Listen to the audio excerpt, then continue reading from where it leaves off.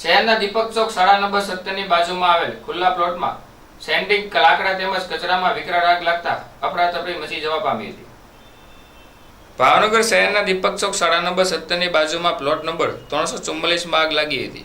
મકાનના ખુલ્લા પ્લોટમાં સેન્ડિંગ લાકડા તથા કચરામાં આગ લાગી હતી। ફાયર બ્રિગેડને જાણ કરાતા તાત્કાલિક ઘટનાસ્થળે પહોંચી આગને કાબૂમાં લીધી હતી। આગમાં સદનસીબે કોઈ જાનહાનિ ન સર્જાઈ હતી। જીબીની ટીમ તથા પોલીસ પણ ઘટનાસ્થળે પહોંચી હતી।